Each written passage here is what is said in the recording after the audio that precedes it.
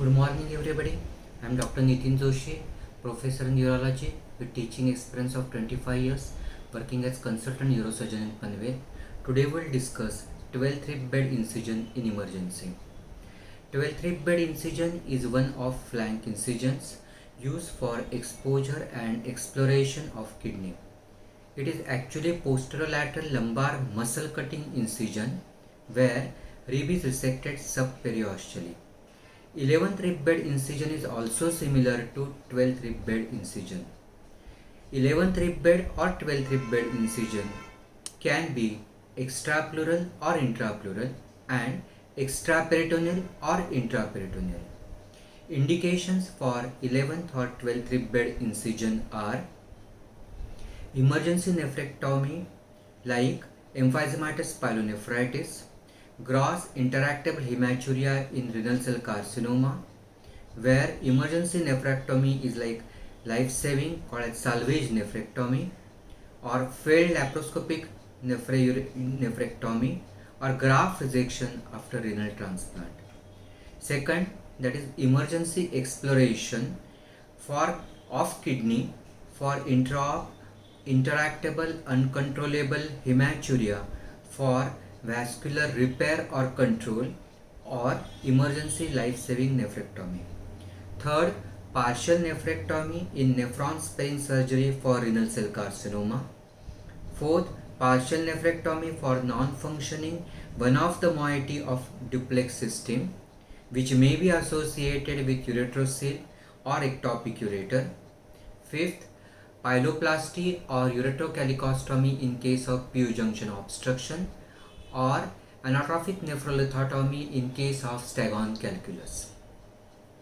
Depending upon position of patient and degree of rotation of pelvis of patient and degree of rotation of the ipsilateral shoulder of the patient, the 11th rib bed or 12th rib bed incision can be used as a part of thoracoabdominal incision, as in case of radical nephrectomy or adenylectomy or upper polar partial nephrectomy in nephron sparing nephrectomy in RCC, or nephrectomy for benign condition or nephrectomy in case of malignant condition like TCC of the pelvis, or ileal ureter for the replacement of the entire ureter, or non-functioning kidney. So simple nephrectomy where the kidney is grossly enlarged, superadded infection, pyonephrosis with evidence of gross adhesions to pleura, diaphragm, peritoneum, intraperitoneal organs. In case of the nephrectomy for benign or malignant condition, the 11th rib bed or 12th rib bed incision can be extended as part of thoracoabdominal incision, or the 11th or 12th rib bed incision can be combined with the modified Gibson's incision, where the 11th or 12th rib bed incision is for exposure of kidney and upper ureter, while modified Gibson's incision is for middle lower ureter and even a part of the bladder. The lateralmost point in case of modified Gibson incision is 2 cm above and 2 cm medial to anterior superior iliac spine. This is the lateralmost point, and then the incision is extended from the lateralmost point towards the lateral border of rectus abdominis muscle or even up to the midline.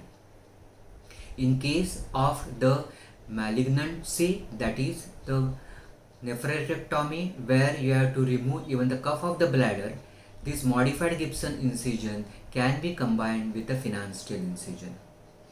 Now, when the 12th rib bed or 11th rib bed incision is used as part of thoracoabdominal incision, then this incision can be carried forward toward the midline or can be extended even on the opposite side depending upon the requirement.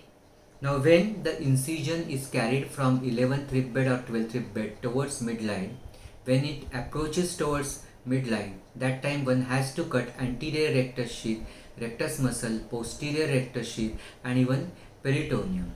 And when the peritoneum is incised, becomes intraperitoneal, particularly required in case of radical nephrectomy.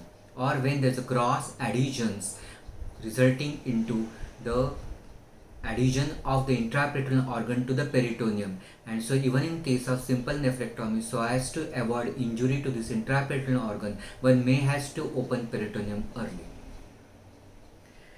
Also, the 12th rib bed or 11th rib bed incision, when it is used as a part of thoracoabdominal incision from the midline, it can be extended as a straight midline incision from epigastrum, then curving along the umbilicus and then straight downwards up to symphysis pubis.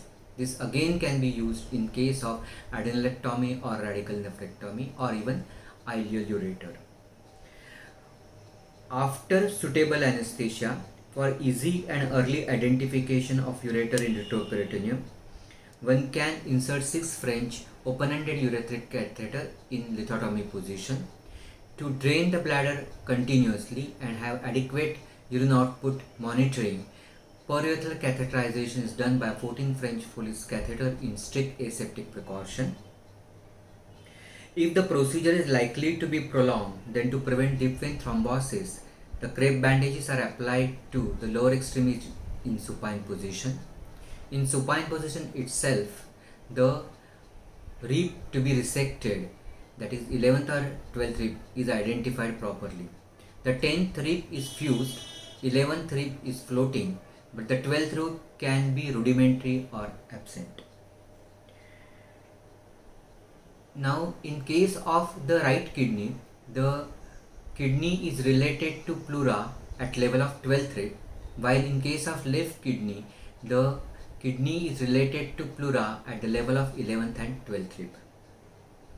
After the position, we have to decide, and that classical kidney position for the lumbar incision is after giving anesthesia. Patient is turned to full lateral position. Patient lies on his sound side, that is healthy side is next to the OT table, while kidney with pathological side is facing upward, that is pathological side is facing ceiling of the OT. Lower leg, that is leg next to table, is flexed at hip and knee. Upper leg is kept straight and close to the edge of the table. Pillow is kept between the two legs, and to stabilize the patient, broad sticking plaster is applied at the level of shoulder and greater trochanter.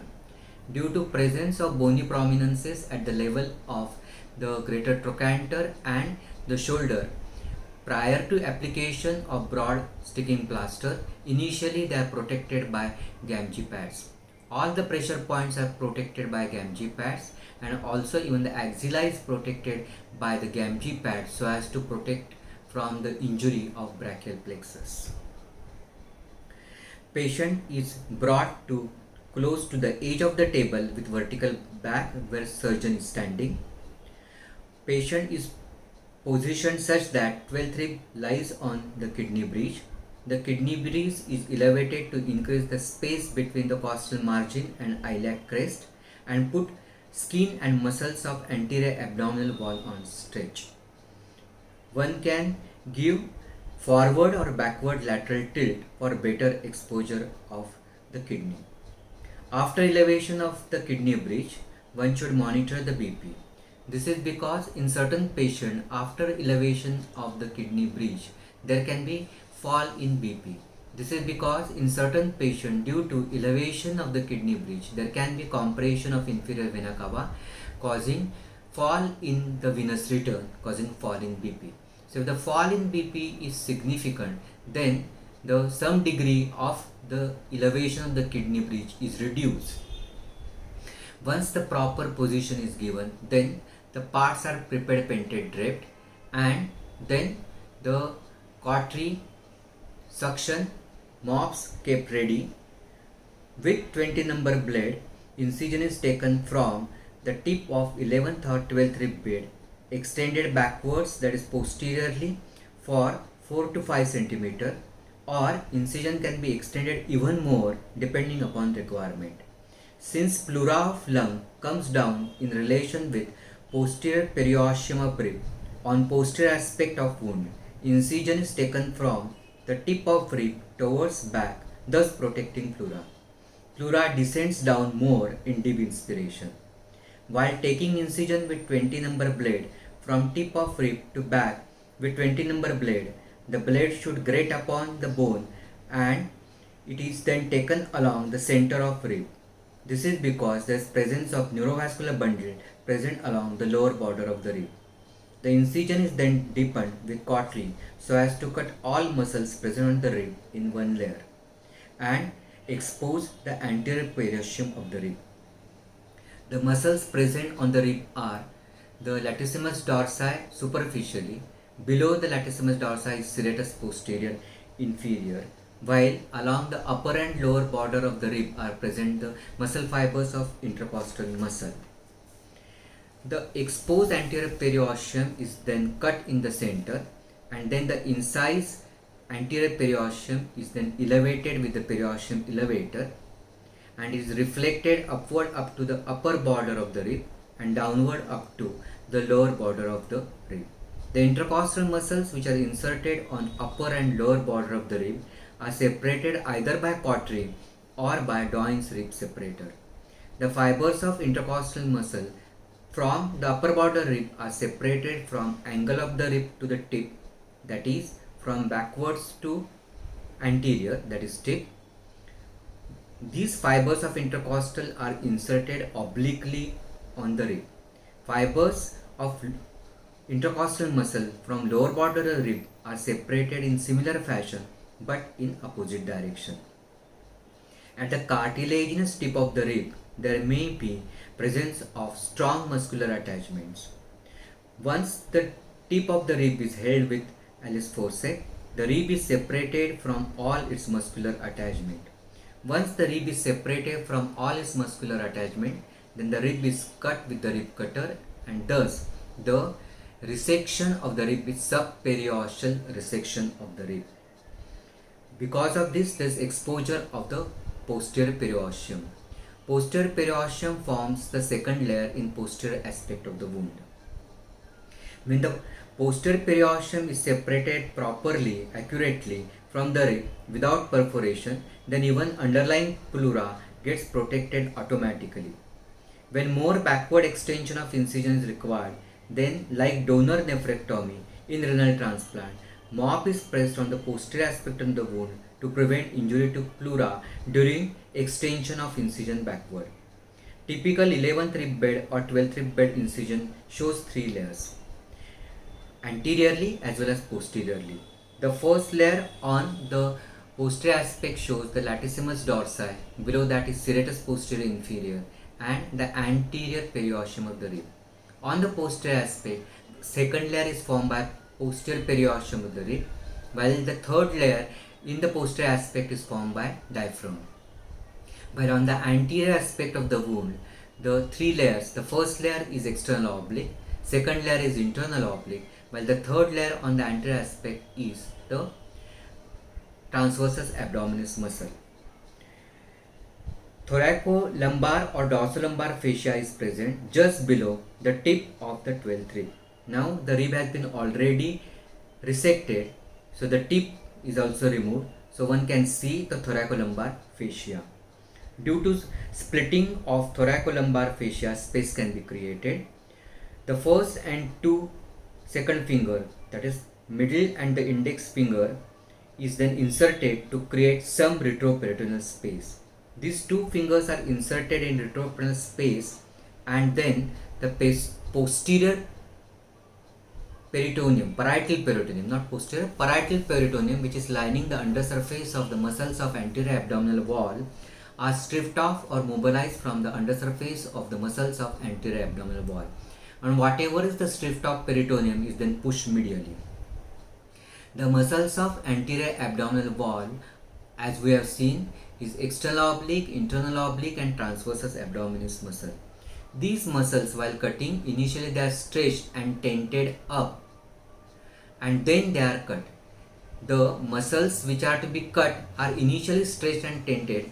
This is because while cutting there may be cutting of the blood vessels, and if there is any bleeding, the fingers which are behind the muscles can be lifted up or tented up, thus immediately controlling the bleeding and achieving the hemostasis temporarily.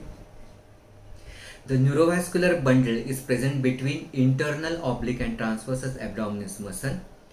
This neurovascular bundle is along the lower border of the rib and between the two muscles, that is internal oblique and transversus abdominis, and is consisting of subcostal artery, subcostal vein and subcostal nerve.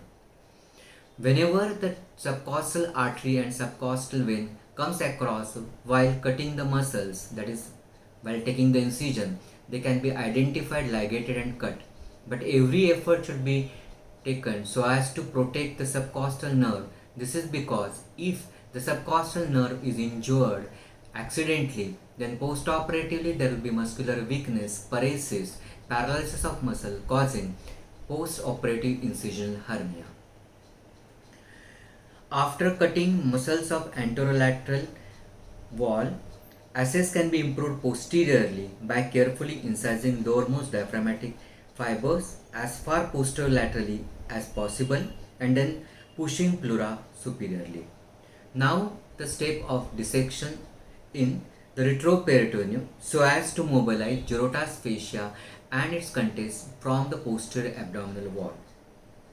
In order to create an adequate space in the retroperitoneum and to the blunt dissection so as to mobilize Gerota's fascia and its content from the posterior abdominal wall, the two weight mops are inserted into whatever the retroperitoneal space available one by one in upward and downward direction, so that the Gerota's fascia and its content gets reflected from the muscles of posterior abdominal wall.